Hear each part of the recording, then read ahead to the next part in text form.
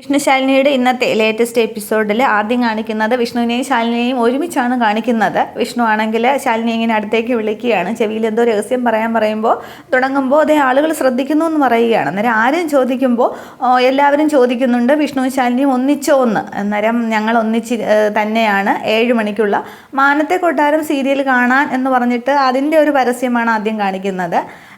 എല്ലാവരും കാണണമെന്നുള്ളൊരു പരസ്യം. പിന്നീട് എപ്പിസോഡിൻ്റെ ഭാഗങ്ങളാണ് കാണിക്കുന്നത്. അതിൽ കളക്ടർ ശാലിനിയാണെങ്കിൽ എല്ലാവരെയും ദമ്പതിമാരെയൊക്കെ പരിചയപ്പെടുകയാണ്. സരോജമാണ് എല്ലാവരെയൊക്കെ പരിചയപ്പെടുത്തി കൊടുക്കുന്നത്. അതിൻ്റെ കാര്യങ്ങളൊക്കെ വിശദമായിട്ട് ശിവദാസനും സരോജവും ഒക്കെ ശാലിനിയോട് സംസാരിക്കുകയാണ്.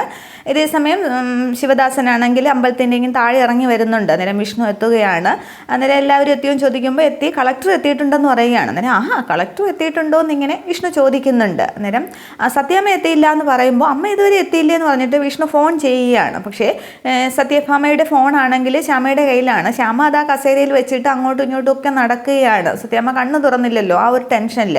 ഫോൺ വൈബ്രേഷനിലായതിനാൽ ശ്യാമ അത് കേൾക്കുന്നുമില്ല. തുടർന്ന് അമ്മ വന്നോളും, ചടങ്ങ് തുടങ്ങട്ടെ എന്ന് പറഞ്ഞിട്ട് 6 ദമ്പതികൾക്കുള്ള താലിയും മാലയും ഒക്കെ അടങ്ങുന്ന പാക്കറ്റ് ശിവദാസിനെ ഏൽപ്പിക്കുകയാണ്.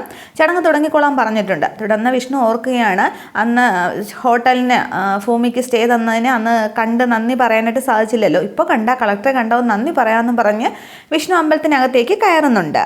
തുടർന്ന് ദമ്പതിമാരെല്ലാവരെയും ഒക്കെ പരിചയപ്പെട്ട് കഴിയുമ്പോഴേക്കും ആ താലിയും മാലയും ഒക്കെ ആയിട്ട് ശിവദാസൻ എത്തുകയാണ്. അന്നേരം 6 ദമ്പതിമാർക്കുള്ള താലിയും സ്വർണ്ണമാലകളുമാണ് സത്യാമ്മയുടെ ജ്വല്ലറിയിൽ നിന്നും കൊടുത്തു വിട്ടതാണ് എന്ന് പറയുമ്പോൾ ശാലിനി ഇങ്ങനെ ശ്രദ്ധിക്കുകയാണ്. അന്നേരം സരോജം അത് വാങ്ങിച്ചിട്ട് സത്യമ്മ വന്നില്ലേ എന്ന് ചോദിക്കുകയാണ്. അന്നേരം ഇല്ല, എത്തിയില്ല എന്ന് പറയുകയാണ്. മകൻ വിഷ്ണു വന്നിരുന്നു എന്ന് പറയുമ്പോഴും ശാലിനി ഇങ്ങനെ ഞെട്ടുകയാണ്, വിഷ്ണു അവിടെ ഉണ്ടോ എന്നറിഞ്ഞിട്ട്.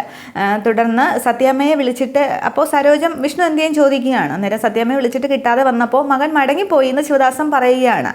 വിഷ്ണു മടങ്ങിപ്പോയി എന്നാണ് അവിടെ ശിവദാസനും കരുതുന്നത്. അന്നേരം ശാലിനിയുടെ മുഖമാറ്റമൊക്കെ കണ്ടിട്ട് അനുപല്ലവി എന്താ മാഡം ചോദിക്കുമ്പോൾ ഒന്നുമില്ല എന്ന് പറഞ്ഞിട്ട് പെട്ടെന്ന് എല്ലാവരെയും നോക്കി ചിരി വരുത്താനൊക്കെ ശ്രമിക്കുകയാണ്. പക്ഷേ ഇതേ സമയം വിഷ്ണു ആണെങ്കിൽ അമ്പലത്തിൽ ആ സ്ഥലത്തേക്ക് ഇങ്ങനെ നടന്ന് വന്നുകൊണ്ടിരിക്കുകയാണ്.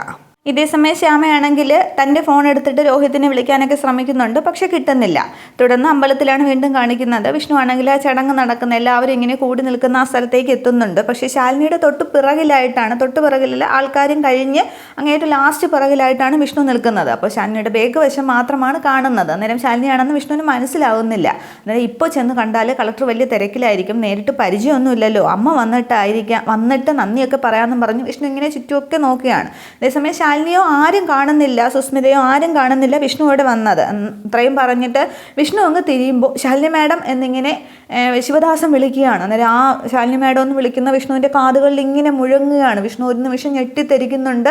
അതിനുശേഷം വിഷ്ണു ഇങ്ങനെ തിരിഞ്ഞു നോക്കുകയാണ്. അന്നേരം ശാലിനിയെ വ്യക്തമായിട്ട് വിഷ്ണു അവിടെ കാണുകയാണ്. ശാലിനിയെ കാണുമ്പോൾ വിഷ്ണുവിൻ്റെ കണ്ണുകളൊക്കെ അങ്ങ് നിറഞ്ഞൊഴുകി അന്തം വിട്ട് വിഷ്ണു ഇങ്ങനെ നോക്കിക്കൊണ്ട് നിൽക്കുകയാണ്. അന്നേരം അടുത്ത് നിന്ന് 2 പേര് പറയുന്നുണ്ട്, ഇതാണല്ലേ നമ്മുടെ പുതിയ കളക്ടർ എന്ന്. അന്നേരം അതേ, ആ പെൺകുട്ടിയാണ്, ഒരുപാട് പാവങ്ങൾക്ക് വേണ്ടി ഒരുപാട് നല്ല കാര്യങ്ങളൊക്കെ ചെയ്യുന്നുണ്ടെന്ന് പറഞ്ഞ് ശാലിനിയെ പ്രശംസിച്ച് അവരൊക്കെ സംസാരിക്കുകയാണ്. അതും കൂടി കേൾക്കുമ്പോൾ വിഷ്ണുവിൻ്റെ 2 കണ്ണും ഇങ്ങനെ നിറഞ്ഞൊഴുകുകയാണ്. ഒടുവിൽ താൻ ഇവിടെ എത്തിയല്ലേ, നമ്മൾ 2 പേരും ആഗ്രഹിച്ചതുപോലെ സ്ഥലം കളക്ടറായിട്ട് തന്നെ പാവങ്ങൾക്ക് വേണ്ടി ഒരുപാട് കാര്യങ്ങൾ താൻ ചെയ്യുന്നുണ്ടല്ലേ, ഇത്ര അടുത്തുണ്ടായിട്ടും തന്നെ എനിക്ക് കണ്ടെത്താനായിട്ട് കഴിഞ്ഞില്ലല്ലോ എന്ന് പറയുമ്പോൾ വിഷ്ണുവിൻ്റെ കണ്ണങ്ങ് നിറഞ്ഞൊഴുകുന്നുണ്ട്. വിഷ്ണു ഇങ്ങനെ കൈയൊക്കെ വെച്ച് 2 കണ്ണും ഇങ്ങനെ തുടയ്ക്കുകയാണ്. ഈ സമയത്താണ് ചടങ്ങുകൾ തുടങ്ങാമെന്ന് ശിവദാസൻ പറയുന്നത്. താലിമാല എടുത്ത് എല്ലാവർക്കും കൊടുക്കാനായിട്ട് ശാലിനിയോട് ശിവദാസൻ പറയുന്നത്. തുടർന്ന് ശാലിനിയാണെങ്കിൽ ഓരോരുത്തർക്കും താലിമാലയൊക്കെ കൊടുക്കുന്നത് വിഷ്ണു ഇങ്ങനെ സങ്കടത്തോടെ നോക്കിയിരിക്കുകയാണ്. അതൊക്കെ ഒരു പാട്ട് സീനിലൂടെയാണ് കാണിക്കുന്നത്. അതിനുശേഷം വിവാഹമൊക്കെ അവിടെ മംഗളമായിട്ട് നടക്കുന്നുണ്ട്. ശാലിനി ഓരോരുത്തരോട് സംസാരിക്കുന്നതൊക്കെ വിഷ്ണു ഇങ്ങനെ നോക്കി നിൽക്കുന്നുണ്ട്. വിഷ്ണുവിൻ്റെ കണ്ണീരങ്ങ് നിറഞ്ഞൊഴുകുകയാണ്. അത് തുടയ്ക്കുന്നുണ്ടെങ്കിലും അതിങ്ങനെ വീണ്ടും ഒഴുകിക്കൊണ്ടേ ഇരിക്കുകയാണ്. തുടർന്ന് വിഷ്ണു അങ്ങ് മനസ്സിൽ കരുതുകയാണ്, അമ്മ കൊടുത്തുവിട്ട താലിമാലകൾ ദൈവസന്നിധിയിൽ വെച്ച് താൻ ഏറ്റുവാങ്ങിയത് ഒരു ദൈവനിയോഗം തന്നെയാണ്. ഇനി നമ്മളെ പിരിക്കാനായിട്ട് ആർക്ക് സാധിക്കില്ല, ഞാൻ വരികയാണോ എന്ന് പറഞ്ഞിട്ട് ഈ വിഷ്ണുവിൻ്റെ മുന്നിൽ നിൽക്കുന്ന ആൾക്കാരെ അങ്ങോട്ട് തള്ളി മാറ്റി വിഷ്ണു ഇങ്ങനെ മുന്നോട്ട് കാലെടുത്ത് വയ്ക്കുമ്പോഴത്തേക്കും ശ്യാമയാണെങ്കിൽ ഫോൺ വിളിക്കുകയാണ്. വിഷ്ണുവിനെ ഫോൺ ചെയ്യുന്നുണ്ട്. അന്നേരം വിഷ്ണു ഫോൺ എടുക്കുകയാണ്. അന്നേരം വിഷ്ണുവിനെ ആരും അവിടെ കാണുന്നില്ല. തുടർന്ന് വിഷ്ണു എന്താ ശാമയെ പറഞ്ഞു എന്ന് പറയുമ്പോൾ സത്യം ഹോസ്പിറ്റലിലാണെന്ന് പറയുന്നുണ്ട്. അന്നേരം അമ്മയ്ക്ക് എന്താ നിങ്ങൾ ചോദിക്കുമ്പോൾ ഉണ്ടായ വിവരങ്ങളൊക്കെ പറയുന്നുണ്ട്. ഡോക്ടർമാർ ഇതുവരെ ഒന്നും പറയാറായിട്ടില്ലെന്നാണ് പറയുന്നത്. ഞാൻ മാത്രമേ ഉള്ളൂ, വിഷ്ണുവിൻ്റെ പെട്ടെന്ന് ഇങ്ങോട്ട് വാ എന്ന് പറയുകയാണ്. അന്നേരം ഞാൻ ഉടനെ വരാമെന്ന് പറഞ്ഞ് വിഷ്ണു ഫോൺ വയ്ക്കുന്നുണ്ട്. വീണ്ടും വിഷ്ണു എല്ലാവരോടും സംസാരിക്കുന്ന ശാലിനി തന്നെ ഇങ്ങനെ നോക്കി നിൽക്കുകയാണ്. തുടർന്ന് വിഷ്ണു ആ സത്യം ആലോചിക്കുന്നുണ്ട്. ശാലിനിയെ കാണുകയോ സംസാരിക്കുകയോ ചെയ്താൽ അടുത്ത നിമിഷം ഈ അമ്മയുടെ ശവം കാണും എന്ന് പറഞ്ഞത് ഇങ്ങനെ ഓർമ്മിക്കുകയാണ്. തൻ്റെ ശാലിനിയെ കണ്ടപ്പോൾ തന്നെ അമ്മ ഇങ്ങനെ ഹോസ്പിറ്റലിലായല്ലോ, എന്തൊരു വിധിയാണെന്നും പറഞ്ഞ് വിഷ്ണു ഓർക്കുകയാണ്. പക്ഷേ 15 ദിവസത്തിനകം വിഷ്ണുവിനെ ശാലിനിയെ കൊണ്ടു ചെന്നാൽ മരുമകളാക്കാം എന്ന് പറഞ്ഞത് അവിടെ ഓർമ്മിക്കുന്നുമില്ല, പറയുന്നുമില്ല. തുടർന്നും വിഷ്ണു ആണെങ്കിൽ ഇങ്ങനെ ശാലിനിയെ തന്നെ നോക്കി നിൽക്കുകയാണ്. തൻ്റെ പാതിയെ കണ്ടെത്തിയിട്ടും അടുത്തേക്ക് ചെല്ലാനോ സംസാരിക്കാനോ ഒന്നും കഴിയാത്തതിൽ തൻ്റെ വിധിയെ അങ്ങ് പഴിക്കുന്ന വിഷ്ണു ആ മുന്നോട്ട് വെച്ച കാലങ്ങ് പുറകോട്ട് നടക്കുകയാണ്. പുറകോട്ട് നടന്ന വിഷ്ണു സങ്കടത്തോടു കൂടി അങ്ങ് തിരിഞ്ഞ് അമ്പലത്തിൽ നിന്ന് ഇറങ്ങുകയാണ്. അന്നേരവും ശാലിനി അവിടെ എല്ലാവരുമായിട്ട് സംസാരിച്ചും കാര്യങ്ങളൊക്കെ നടത്തുകയാണ്. പക്ഷെ ആരും വിഷ്ണുവിനെ കണ്ടിട്ടില്ല. തുടർന്ന് വണ്ടിയെടുത്ത് വിഷ്ണു അങ്ങ് ഹോസ്പിറ്റലിലേക്ക് പോവുകയാണ്. ഇത്രയുമാണ് ഇന്നത്തെ പുതിയ എപ്പിസോഡ് വന്നിരിക്കുന്നത്. ഇനി ഹോസ്പിറ്റലിൽ ചെല്ലുമ്പോൾ കളക്ടറാണ് ശാലിനിയാണ് സത്യാമ്മയെ രക്ഷിച്ചത് എന്നൊക്കെ അറിയും. പിന്നീട് എന്തൊക്കെ ഉണ്ടാവും എന്നുള്ളതൊക്കെ നമുക്ക് പുതിയ വിശേഷങ്ങൾ വരുമ്പോൾ കാണാം. Okay, thank